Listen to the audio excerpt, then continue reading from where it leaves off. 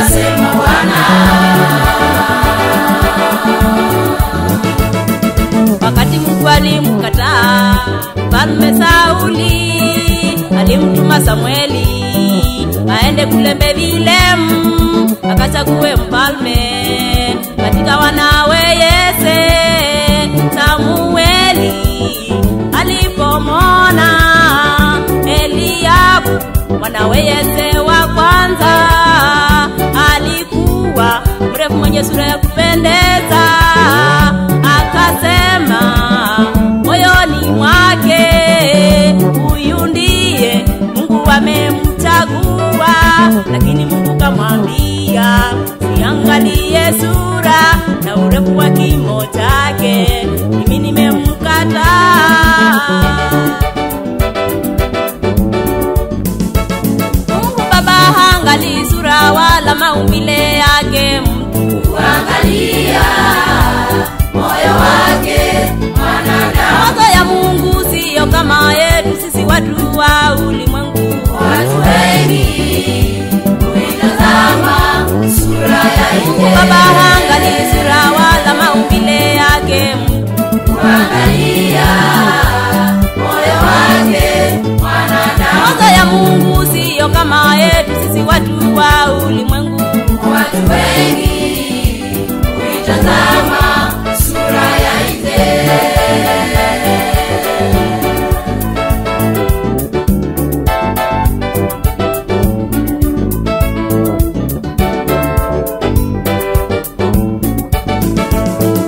Wanawe saba wake Yese walipitishwa mbele ya Samueli, lakini Samueli akamwambia Yese, Mungu hakuwachagua hawa wana wako saba. Samueli kamliza Yese, kama wanawe wako hapa wote?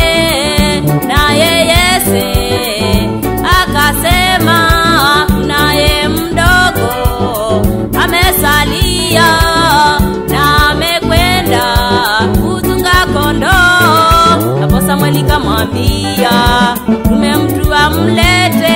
Ndipo kijana akaletwa, jina lake ni Daudi.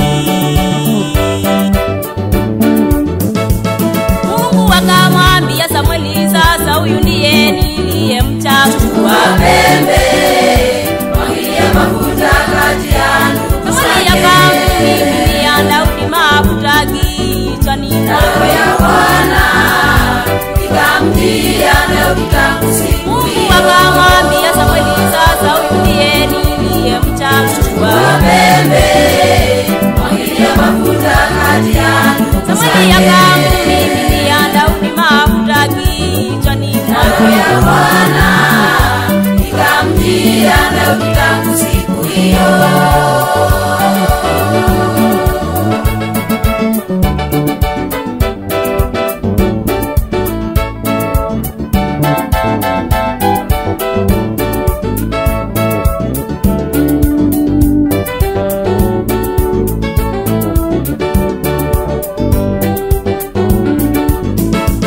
Mungu Baba hupendezwa sana na watu wale wenye moyo safi.